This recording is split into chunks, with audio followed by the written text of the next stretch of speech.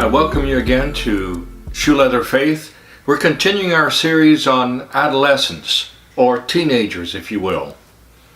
And last time we discussed a definition of teenagers, and we found that definition in the Bible, in Nehemiah chapter 8 verses 1 through 3. And let me just go back over that again so we come up to speed.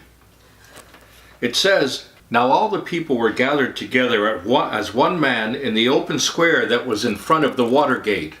And they told Ezra the scribe to bring the book of the law of Moses, which the Lord had commanded Israel. So Ezra the priest brought the law before the assembly of men and women and all who could hear with understanding on the first day of the 7th month."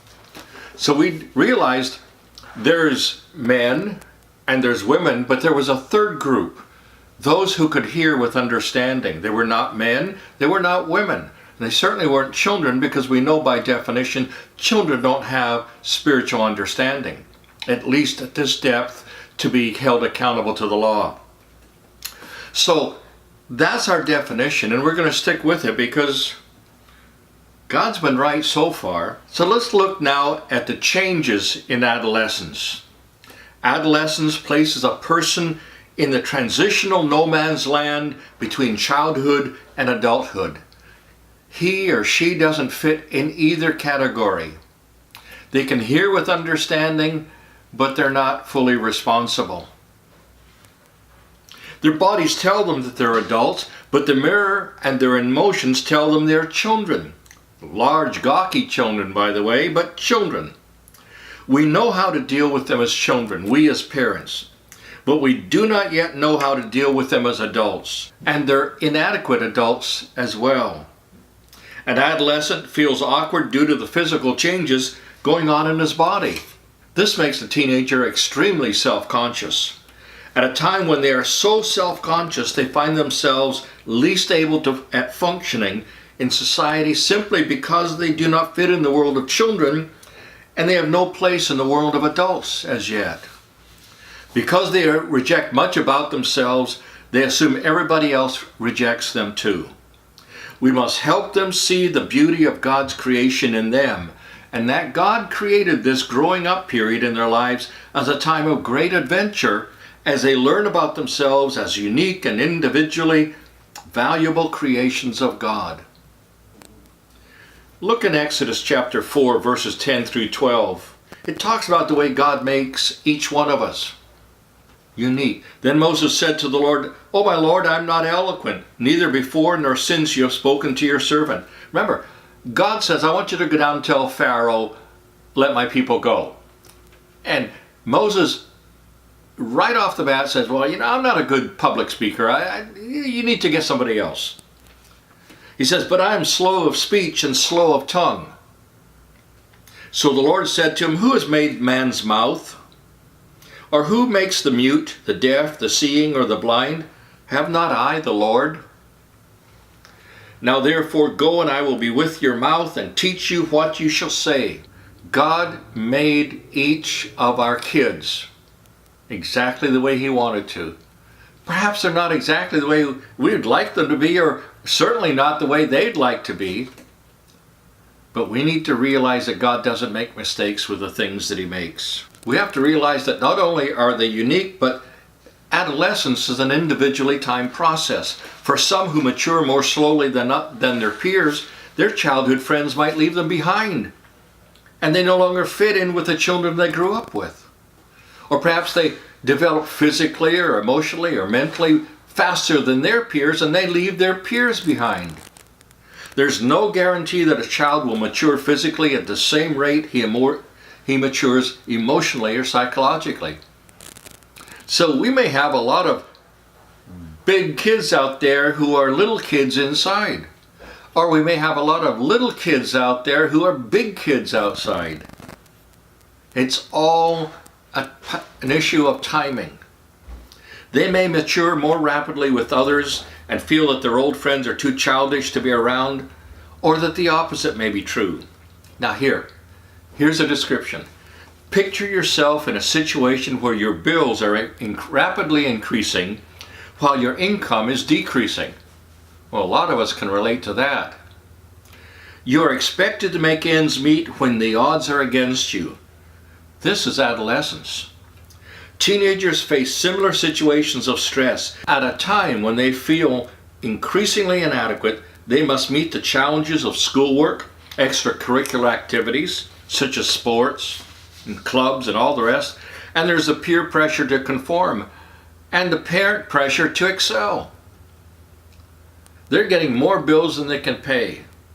Our kids are in a social environment of increasing cost for being a functioning, relating human being. But they feel that they're on a fixed income. No wonder they feel insecure about themselves. Adolescence changes the way we think and perceive of reality. It was once believed that the adolescent brain had finished its development as soon as its adult size was achieved. The various magnetic resonance imaging procedures have proven that the adolescent brain is exploding in growth and change throughout adolescence, and it continues into adulthood. We'll get into this more a little bit later, but for now realize that brain is flowering, it's growing, and it's pruning unused parts all the time. There are three major parts of the brain. Some consider these three separate brains. I'll leave that to the experts. There's the forebrain, the midbrain, and the hindbrain. I bet you can figure out where you can find those on your head. The forebrain, the midbrain, and the hindbrain. The forebrain consists of the cerebrum, thalamus, and hypothalamus. That's part of the limbic system. Concerned with instinct and mood, it controls the basic emotions, fear, pleasure, anger, and drives hunger, sex, dominance, care of offspring, and all that stuff. The midbrain consists of the textum and tegumentum. The hindbrain is made of the cerebellum, pons, and medulla. And we won't get into what makes all those tick, but realize that their brains are changing all the time, physically and in terms of what they're able to do. They're always developing. Another thing about adolescence, it not only changes the way a child will perceive reality because his brain is changing, but it changes the cultural expectations of a person. What does our culture expect of teenagers? We live in a post-Christian culture, and that culture is not to give you a break so that you might raise Christian kids. It offers no mercy, it takes no prisoners, it gives no quarter. The destruction of your faith and your children's faith is its overarching goal. Our popular culture really does not care about your child's faith. This is not a time to be whining about how rough it is to raise kids today. Here's a description of your need to provide for your child. And I take it from a book I read, and it's in my notes that will be made available to you. If you are preparing your child to go on a walk through some lush, shady field, you might send them off with a canteen of water and a sandwich. But if you had to prepare your child to walk through a barren, scorching desert, you would certainly send him on his way with all the provisions for strength that you can think of and that he could carry. You would prepare him for the actual journey that he's about to make. Parents, this age is not a lush, shady field. So how are you preparing your children? God has always promised to be there for you and to help you, and He's not going to abandon you now. As parents of teenagers or near teenagers, we may be thinking that one of the following thoughts, that it's too late for us, that we messed up this when they were children, we can't make the corrections now. Listen to a few of these quotes from parents. My child is already 17 and will be gone in a year. It's too late for us to get started now. Have you said that to yourself or your spouse? Have you thought that? Here's another one. I'm a single parent, or I'm not married but going alone because my spouse is not interested or involved. And I just don't have the resources, either the time, the energy, or the money for the job. And then here's one. I've blown it with my child in the past, leaving our relationship in a shambles. So he's not about to start listening to me now. Have you said that? Even to yourself? Another one. My parents didn't do a good job of training me spiritually, so I don't even know where to begin with my own child. Another. I made sure my child was taught well in her younger years. There's not much more that I can do now when she seems to be listening to her friends more than she does to me. And a final one. The truth is that I'm far from being a model Christian myself. And if I try to start mentoring my child spiritually, he'll blow me off as a hypocrite. Do any of those quotes resonate with you? Your task, if you wish to succeed in raising godly men and women for the 21st century, it's real simple. Here it is. You ready? Your task is to fear the Lord. Really? That's it? What does that mean? The Bible says that Abraham feared the Lord and God blessed him. Isaac, his son, learned to fear the Lord and God blessed him. Jacob often referred to God as the fear of Isaac, my father. Somehow Abraham's fear of the Lord was passed down to his grandson because Jacob learned to fear the Lord. In Hebrews 4:16 it says, "Let us therefore, because of all the things we know about God and about ourselves and our need, let us therefore come boldly." That's boldly, not crawling up there wondering if we're going to get sent away. "Let us therefore come boldly to the throne of grace that we may obtain mercy and find grace to help in time of need." And Psalm 46, 1 through 3. Parents, you ought to memorize it.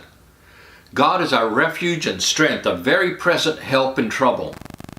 Therefore we will not fear, even though the earth be removed, and though the mountains be carried into the midst of the sea, though its waters roar and be troubled, though the mountains shake with its swelling. That should be us. Are you ready to fear the Lord? That's the starting point, parents, for making corrections or for continuing on if you've done a good job so far. And remember, all of us are amateurs. None of us are professionals. We're not experts even in raising our own kids. So don't assume that because you've made some mistakes with your kids, you've failed. Remember, your children need you, and we'll go into that the next time, how much they need you. Until then, keep loving those kids, keep reading your Bible, and consider fearing the Lord.